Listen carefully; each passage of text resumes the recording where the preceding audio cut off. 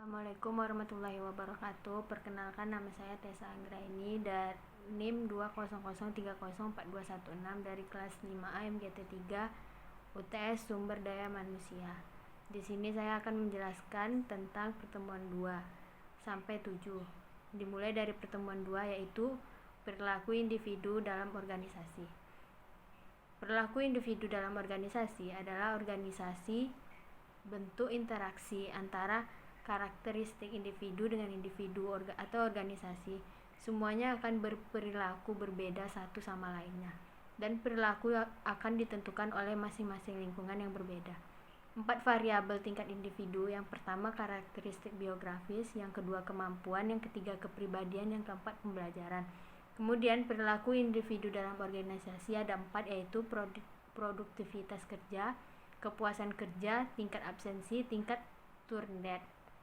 Yang kemudian karakteristik organisasi dan pengaruh terhadap individu ada 3, yaitu terdapat komunikasi 2 arah, yang kedua tujuan kelompok jelas dan diterima oleh semua anggota, yang ketiga kontroversi dan konflik tidak diabaikan. Selanjutnya pertemuan 3, yaitu perilaku kelompok dalam organisasi, merupakan aktivitas yang dilaksanakan lebih dari satu orang yang berhubungan, mempengaruhi dan bergantung satu sama lain untuk mencapai kinerja jangka panjang dan pengembangan diri, disebut perilaku kelompok. Kemudian teori pembentukan kelompok ada 4. Yang pertama teori kedekatan, teori interaksi, teori keseimbangan, dan teori pertukaran. Kemudian alasan pembentukan kelompok: yang pertama untuk pemuasan kebutuhan.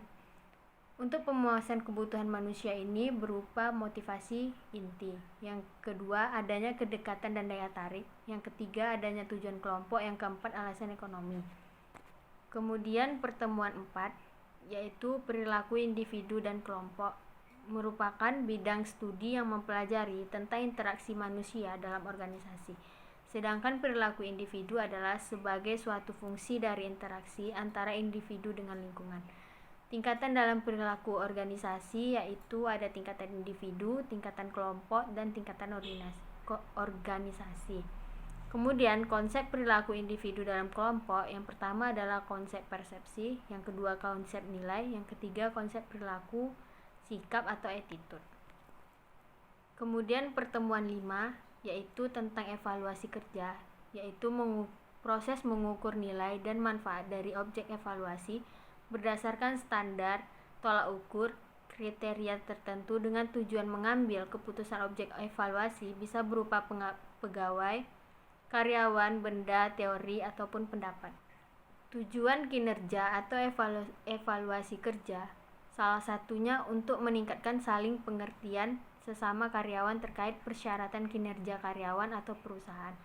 Kemudian masalah-masalah dalam evaluasi kerja yaitu kurangnya objektivitas, kedua kecenderungan memberi nilai lengah, yang ketiga bias perilaku terbaru, yang keempat bias pribadi.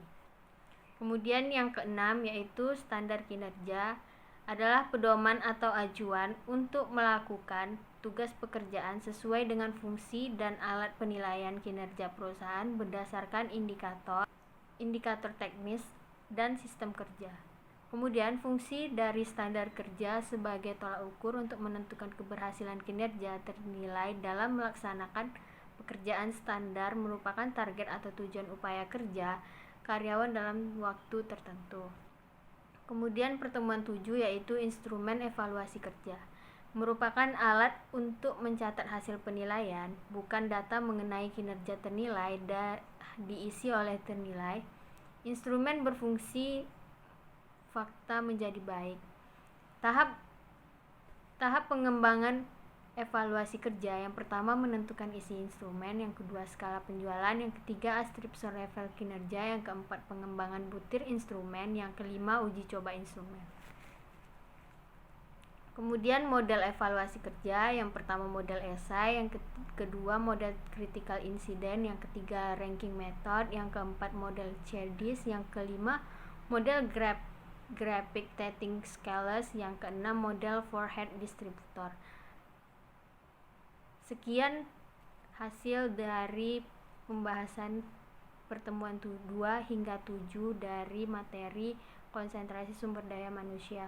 Apabila ada kesalahan mohon dimaafkan. Assalamualaikum warahmatullahi wabarakatuh.